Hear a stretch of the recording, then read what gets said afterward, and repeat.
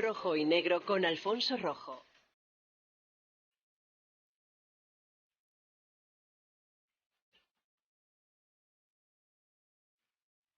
Bueno, pues volvemos con Javier Horcajo, periodista. En las notas que me han puesto pone periodista económico, no, periodista. Doctor en economía, eso es la pera lo de ser doctor. Autor de muchos libros. No como Elena Valenciano. No como mucho más que Elena Valenciano. Ni como los Rabolas, ni como tu amiga Pilar Rabola. Autor de libros como La Pasta Nostra, extraordinario título, El ungüento amarillo, actual director de la edición digital de La Gaceta. Cuyas sendas entrevistas pueden ver en Periodista Digital, aunque él se queje. Aunque se queja mucho. Y mañana, si quieren seguirlo de cerca y ponerlo a caer de un burro, pues verán entrevista completa en las páginas de Periodista Digital. Bueno, tenemos ahora el motivo de traerte aquí. Hay muchos. No necesitaríamos ningún motivo para que vinieses a Rojo y Negro, Javier Horcajo. No teníamos motivo, porque... Pero bueno, te traemos por este libro. Un libro que se titula Si no se cumplen mis teorías, tengo otras. A mí me recuerda a Groucho Marx. ¿Tiene algo que ver con eso o no? Sí, a mí me hubiera gustado ponerle otra cosa de título al libro, pero pues al editor no le parecía oportuno. Yo le hubiera puesto como Vargas Llosa en las conversaciones en la catedral. Pero ¿quién ha jodido España? Porque de eso va. ¿Cuándo se jodió? ¿Cuándo se jodió? No, eso, pero yo cambiaría cambiaría un poco porque voy más al quién que al cuándo. El cuándo está muy claro, ¿no? Exacto. El quién ya es otra cosa, más discutible, ¿no? Entonces, bueno, a mí me pareció que los economistas, debíamos entonar un mea culpa, porque a la sociedad española tener 60 facultades de economía públicas y otras tantas privadas le ha servido como si hubiera criado tocinos. Exactamente lo mismo. No hemos prevenido a la gente, no hemos advertido a la gente, no hemos ayudado a salir de la crisis a la gente. Es más, muchos de los míos se han beneficiado, sea por la puerta giratoria, sea por los consejos, las cajas de ahorro, callar cuando era difícil estar diciendo que aquí había una burbuja inmobiliaria y te daba la murga Pedro Solbes o te daba la murga quien fuera. Era difícil ir a ver al señor Quintás de la Ceca y decirle las cajas están contaminadas de ladrillo y casi te echaban a pedradas. O enfrentarse con aquel que fue gobernador del Banco de España, Miguel Ángel Fernández Ordóñez, que se hizo un despacho feng shui nada más llegar allí porque decía que pensaba mejor, ¿no? Entonces todo este despilfarro, toda esta locura, toda esta falta de colaboración con la sociedad o casi conspiración contra ese ciudadano que paga con sus impuestos todos estos esfuerzos, estos despilfarros, estos aves, todas estas cosas que hemos visto, los aves, los palacios de congresos, las carreteras, 3 autopistas para llegar de Madrid a Segovia, pero es que ni en el puro centro de Washington. Todo eso había que reflejarlo porque tiene nombres y apellidos. Todos esos que eran monopensadores, que aplaudían el plan. Javier, ¿te has propuesto hacer una reconstrucción de esos años o ir directamente a los culpables, a los que no han sabido prever la crisis? Ambas cosas. Hay un capítulo de los jinetes del apocalipsis que son personas que se han beneficiado de su pase por la economía guión política y que luego han ido a parar pues usando la puerta giratoria, cargos que no deberían, desde mi punto de vista, estar en ellos. Por ejemplo, Aznar, o por ejemplo Felipe González, o Solbes, o Salgado, o tantos y tantos. Y luego hay otra parte que es decir, bueno, mira, durante la crisis 2007-2014 se han tomado todas estas decisiones y nadie las ha cuestionado. Aquí se hablaba del banco malo y no sabíamos lo que era. Del rescate y no sabíamos si entrábamos o salíamos. Esto era totalmente de acuerdo. La discusión en un club cerrado de 4 tíos que además luego hemos descubierto que tenían intereses. En casi todo tenían intereses. Nadie nos ha explicado a dónde fue a parar ese dinero. Nadie nos ha explicado. Nadie nos ha dicho los 40.000 millones que hemos pedido. ¿Te acuerdas que el gobierno decía no es una línea de crédito? No, señores, es un rescate. Y ese dinero fue a parar para salvar a las cajas. Y la pregunta del millón, ¿tenía sentido? ¿Tenía sentido salvar las cajas? ¿Tenía sentido? Cuando tú ves, por ejemplo, a los 5 tíos estos de la Caixa Penedès que se lo han llevado crudo con indemnizaciones y demás, y cuando tú dices, o sea que los 40.000 millones eran para pagar las indemnizaciones de estos señores. ¿Tenía sentido todo eso? Desde mi punto de vista era absolutamente necesario cerrar muchas de esas entidades para dar ejemplo, para que esto no vuelva a ocurrir. La ejemplaridad, los protestantes lo tienen muy claro. Max Weber decía que a los españoles lo que nos faltaba era unos años practicando el luteranismo, ¿no? Y es verdad, aquí el miedo guarda la viña. Y aquí hace mucho tiempo que no hay miedo, que aquí campa todo el mundo por sus respetos. Y los economistas hemos sido cómplices de todo eso. Porque dime en qué país de Europa hay 500.000 tíos atrapados en aventuras con sellos, como los hay aquí en Afinsa y en la otra compañía. O dónde hay atrapados en preferentes. ¿Y dónde estaban los economistas? El colegio, la fundación, todos los que son los que vamos a las tertulias. Yo sí me enfrenté con el gobernador, con el de la CECA, con la Comisión Nacional del Mercado de Valores, con aquel Arenillas, ¿os acordáis? Que estaba en el trinque y en el plato, en las tajadas. Carlos había tipos como Ontiveros que cobraba para ofrecer soluciones al sector público. ¿Ontivero hablas del economista, Emilio? Sí, que cuando se practicaban y fracasaban, luego cobraba por ofrecer las soluciones. Pero ese escribe libros con Nacho Escolar. Eso es lo de menos. Lo que cuenta aquí es que todos tenemos responsabilidades en la difusión de nuestras ideas, en el contraste de nuestras ideas. Y aquí ha habido unos poquitos que hacían de macho alfa, que distribuían una serie de feromonas al mercado y nadie se atrevía con ellos, ¿sabes? Y era el monopensamiento económico. Y la economía, pues claro, es una cosa bastante más sencilla de lo que parece. Aquí era todo, ¿quién se va a enfrentar contra eso si tienen el poder político? Hemos jugado a eso. Y hemos perdido mucho con eso. Y hay que recuperar la autocrítica. O sea, hay que ser críticos. El empirocriticismo hay que recuperar. Las decisiones económicas se tienen que contrastar. La gente las tiene que conocer. Les va en ello sus ahorros, su futuro, tantas y tantas cosas. Y sin embargo, aquí se toman decisiones. Bueno, mira el plane. Y le dejamos hacer. Y mira que algunos berreamos en algunas tertulias, en algunos programas. Pero esos no tenemos condición de macho alfa. Y por lo tanto, pues como si decimos misa. En cambio, los que de verdad gobernaban el país con el timón en la mano, Solbes, nos hemos tenido que enterar en el libro de memorias que le dijo a Zapatero que tenía que hacer recortes. Pero eso ha sido 4 años después, si no, no lo hubiéramos sabido nunca. Bueno, eso dice Solbes. Eso dice Solbes, que el otro dice, que yo no le creo. Ya, pero estos mecanismos que han hecho que las decisiones económicas fueran las más herméticas, las más alejadas de la gente, las que se tomaban por supuestos expertos, que nos han llevado a la ruina más absoluta. ¿Dónde empezó la crisis? Empieza 2007. ¿Qué culpa le cae, por ejemplo, a un tío, al de la Reserva Federal, por ejemplo, a Alan Greenspan? Bueno, le cae su obsesión por controlar la inflación y su obsesión por no hacer determinadas cosas que allí le aconsejaban. Ese es otro mundo abierto.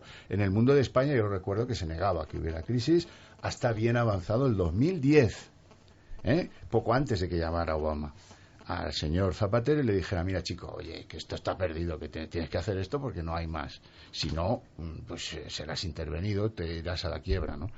Entonces toda esa cultura pues de esconder al ciudadano lo que de verdad está pasando y quién está pagando la crisis, que es la gran cuestión siguiente, ¿no?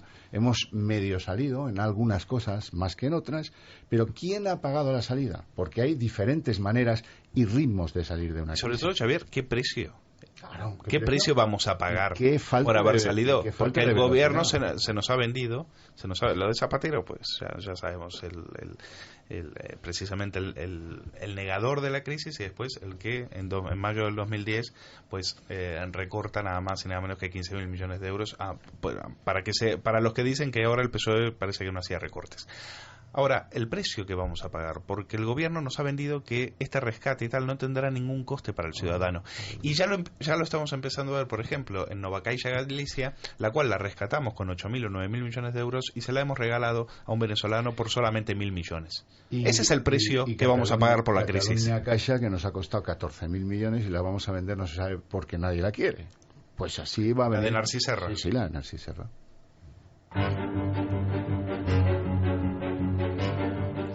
Bueno, yendo a tu libro, que si no se cumplen mis teorías, tengo otras. Y yo me he ido directamente al final. Y dices, hay que ser positivo. Y asumido que la causa de nuestra crisis española fue un fallo multiorgánico, el que los economistas debemos o deben asumir muchos mea culpa, lo primero que la gente quiere saber es, ¿saldremos de esta maldita crisis? Y yo te pregunto, ¿saldremos de esta maldita crisis? Saldremos de esta maldita crisis, pero la habremos injustamente pagado solo los contribuyentes.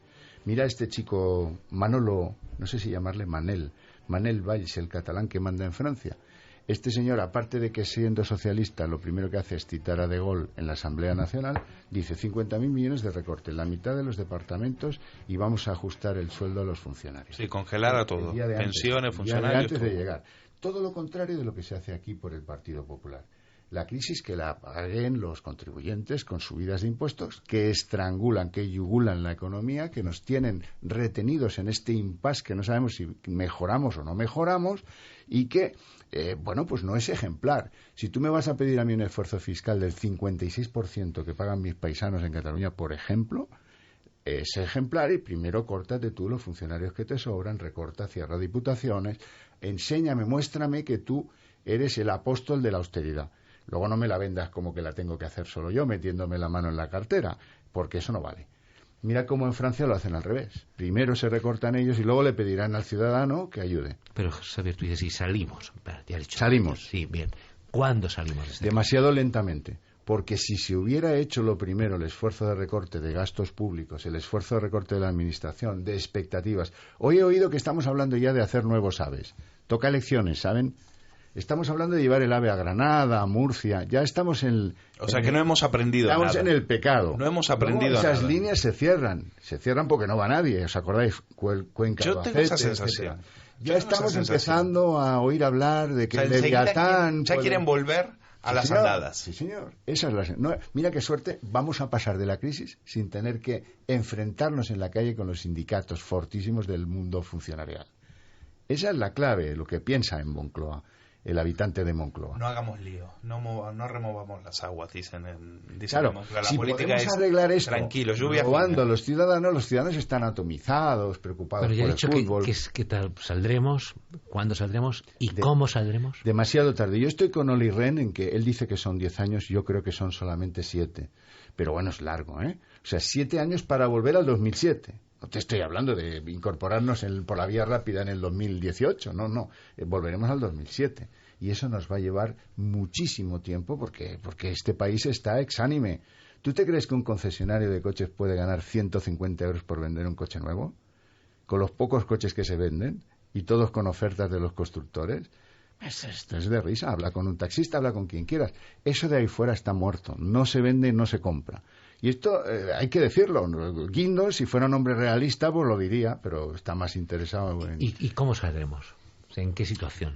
Hombre, saldremos mucho más empobrecidos, nos habremos comido una generación, tendremos una generación perdida, saldremos con muchos que no son recuperables, que en sus negocios se truncaron y no volverán a apostar a esto nunca más, saldremos con miedo a nuestras entidades de crédito, unas entidades, por cierto, que han empezado a cobrar hasta cuando pides un extracto. Esto ya parece Inglaterra, que tenías que pagar para que te recibiera el tío del banco. Sí, ¿no? y lo que te cobran por sacar el dinero del cajero. Saldremos muy desconfiantes de todos y de todo, muy desastrados de lo político, muy desangelados, muy descompuestos por lo que hemos tenido que soportar. Antes en España se respetaba mucho a los policy makers que habíamos tenido, porque habían sido bastante buenos. Entre Miguel Boyer o Carlos Olchaga hay una diferencia intelectual como de Aristóteles a mí. Con lo que hemos visto después, ¿no? Elenita Salgados, lleva papeles, Pedro Solbes, perdedores de debates con Pizarro. Todo esto es muy malo, es muy de baja calidad. No tienen el autoritas ni moral ni intelectual para defender qué es lo que hay que hacer para atacar la crisis. Y eso pues nos ha alejado de la política, claro. Y yendo a lo concreto, a lo que está pasando en este momento, tú has abierto en canal lo que fue el pasado, los errores que se han cometido, el fallo multiorgánico. En este momento, ¿quién está tomando las decisiones clave en España? En lo que a la economía o a la política económica se refiere. ¿Quién decide? ¿Quién decide a dónde vamos? ¿Qué economistas son los que influyen? Bueno, ¿Quiénes hablan en la oreja de Rajoy o en la de Guindos o en la de...? Yo creo que en este momento el problema de España es que nadie se plantea, desde hace 20 años, nadie se plantea dónde queremos estar en el 2025. Ese es un problema que tenemos gravísimo de país. Nadie piensa en clave de 10 años de continuidad de un plan. Todos están en la miopía de la legislatura y sus 4 años que duran. A tu pregunta, ¿quién tiene influencia? Tiene influencia Soraya Sáenz de Santamaría en la gestión de lo doméstico, Montoro en la obtención de lo que permite pagar y en la falta de criterio de parar de una puñetera vez esas noticias que se nos venden como positivas y que no lo son. España ha conseguido colocar otros 4.000 millones de euros, más baratos que nunca, solo al 3,75. Exacto. Eso es el grave error. No se dan cuenta de que Eso estamos pidiendo dinero, es decir, cada vez somos más pobres. Lo que combate el francés dice, yo quiero la deuda sobre el PIB en el 50%, ni un paso más. Y aquí estamos llegando al 100. Y nadie se preocupa de eso. Encima se recibe con vítores y aplausos esto de que la hemos colocado fenomenal, querían más incluso. Claro que querían más. Sí, qué barato hemos vendido. Qué barato hemos vendido. Qué barato hemos vendido. Lo que va a salir cuando tengamos que devolverlo. Pues absolutamente hipotecados. ¿Y quién tiene influencia en el presidente para tomar ese tipo de decisiones? Yo creo que el presidente es como, en este sentido, como Franco, tiene dos bandejas, lo que se resuelve con tiempo sin hacer nada, lo que no resuelve ni siquiera el tiempo. Y en eso se debate, pero claro, necesitamos a alguien un poquito más maverick, alguien más dispuesto a coger el toro y encerronarlo y resolverlo y darse con la piedra hasta acabar con... Y ese argumento, Javier, de hemos salido sin pagar rescate, o sea, sin que nos rescaten. Eso es una mentira. Claro que lo hemos pagado, nos ha adelantado Draghi el dinero, hemos pagado entre Draghi y nosotros, pero nosotros, ¿alguien cree que nos van a rebajar los impuestos en el 15? ¿Qué va? ¿Cómo nos van a rebajar? Tú ponte en el papel de Montoro, ¿cómo va a reducir los ingresos fiscales? Pero las señales son positivas, la prima de riesgo está bajando, el mercado está fluyendo por lo menos en la zona macro, tampoco se puede ser tan pesimista. ¿O no? Es el momento para hacer como el francés y reducir los departamentos en la mitad, hacer el ajuste necesario. Si el problema es que gastamos más de lo que podemos gastar. El sector público, nosotros ya nos hemos ajustado. Ya empezamos, las familias y las pymes ya empiezan a reducir su endeudamiento en bancos. Eso significa que algo ganan y que quieren liberarse de esa deuda. En cambio, el sector público sigue en lo suyo, en engordar ciertas flatulencias cuando hay desequilibrios monetarios internacionales, pero bueno, pagamos un poco más caro, no pasa nada, le robamos más al contribuyente y con ese apaño vamos pasando meses y trimestres, incluso años. Y no atacamos lo fundamental. Lo fundamental aquí es que el Estado no puede gastar más de lo que ingresa. Y lo que ingresa no es elástico, no es un chicle. O sea, no se puede llevar al absurdo de perjudicar la iniciativa privada, que es lo que da empleo. Por eso no tira el empleo, que es una de las cosas que yo discuto aquí, es que no se crean nada de nada, ni las estadísticas, ni las encuestas, ni siquiera el Euribor. Descubrimos que nos han hecho trampa. Eso dependía de economistas. Nos han hecho trampa en todo. Javier, quiero también comentar, porque sacas más libros que César Vidal. O sea, acabas de sacar también, casi pegado a ese, otro con Javier Algarra, que se llama Sindicatos S.A. Sí. Y lo empecé a leer y me lo leí de un tirón, no lo podía pagar. La verdad que está muy bien enfocado y te leo solamente un párrafo. Nuestros sindicatos siguieron muy vinculados a sus concepciones políticas, como si fueran su correa de transmisión de los partidos políticos, a la vez que se diluía la conciencia de clase en nuestra sociedad. Yo defiendo el papel de los sindicatos, no estoy en contra. Lo que no me gusta es que sean unos señores que han convertido en sociedades anónimas, en grupos empresariales, y que no defiendan los intereses de los trabajadores. Demonios, en una crisis con 6 millones de parados, tendrían que haber sido ejemplares. Yo creo que Marcelino Camacho, aquellos que conocimos tú y yo, Alfonso, Nicolás Redondo padre, Marcelino, me hubiera gustado verles en la tesitura de la crisis gorda y del desempleo gordo que hemos tenido en estos últimos años. Y estoy seguro de que su ética, su proximidad con los paisanos... Bueno, eran trabajadores. Estos son altos ejecutivos del sindicalismo, ¿no? Claro, pero es que esto es un pilar esencial del país. Es que no se puede dejar la ayuda a los parados en manos de Cáritas, que está muy bien que lo haga, pero estos señores, ¿qué tienen que decir? ¿Cobrando de los seres? O sea que tú, cuanta más gente sea despedida de las empresas, más cobras. ¿Y por qué el Partido Popular no les ha metido mano, por ejemplo, teniendo en cuenta de que todo el dinero público que reciben proviene de los ciudadanos? Bueno, hay lugares donde sí. En Madrid, por ejemplo, los cursos se han reducido a un nivel te diría, de 100.000 euros por sindicato. O sea, ha sido drástico. Y están auditados y es otra cosa. En otros sitios también. No se ha reducido a cero las ayudas a los sindicatos. Se han mantenido demasiado generosamente para muchos, pero se han reducido, yo creo que a la mitad lo que recibían de las épocas Zapatero, cuando se decía que el señor Méndez, ¿os acordáis? Era el vicepresidente cuarto del gobierno, ¿no? Eso ya nunca jamás. Y ellos tienen un problema de desafección muy grave porque no hacen la limpieza interna y no se presentan como renovados instrumentos útiles para la sociedad con diferentes líderes. Desde luego estos están completamente quemados. Está acabada esta etapa de los sindicatos, es decir, los sindicatos, estamos asistiendo al final de una era sindical, es decir, no vivirán 10 años más, tal como son ahora. Yo creo que no. Sí creo que tienen influencia suficiente como para quedar impunes de los trabajos de la jueza Laya, que este es el verdadero motivo del libro, que no fuera así. Y a mí me parece que ese sindicalismo pues está boqueando, entre otras cosas, pues porque si os fijáis solo se mantienen algunas empresas fuertes, en algunas empresas públicas y en el mundo de los funcionarios. Sí, en las empresas grandes sí tienen presencia. Todo lo demás se ha buscado la vida de otro modo. Sí. Yo creo que hay papel y el para... funcionariado. Hay papel, todos los sindicatos no son iguales, hay sindicatos que no hacen cursos, que actúan con grandísima dignidad en conflictos, por ejemplo, pues uso se me ocurre, ¿no? El conflicto de reciente de Coca-Cola dio muestras de una grandísima dignidad al papel de uso, a pesar de que le hicieron de todo al señor que representaba ese sindicato, porque estos todavía no han abandonado los métodos marxistas de resolver los conflictos intelectuales. El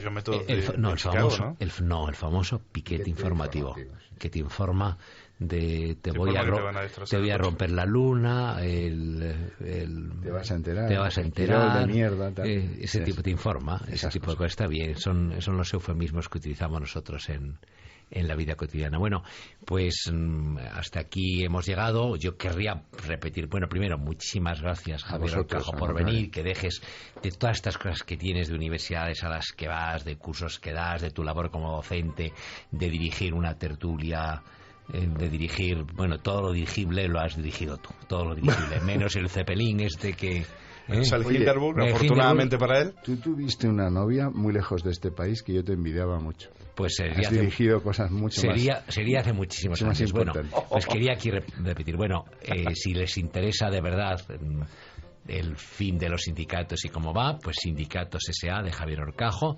Y si además de eso tienen interés en saber por qué nos manejan de esta manera, por qué nos llevan del ronzal como si fuéramos burros, por qué nos engañan de esta manera, si no se cumplen mis teorías, tengo otras, de Javier Horcajo. Hasta dentro de un rato. Rojo y negro con Alfonso.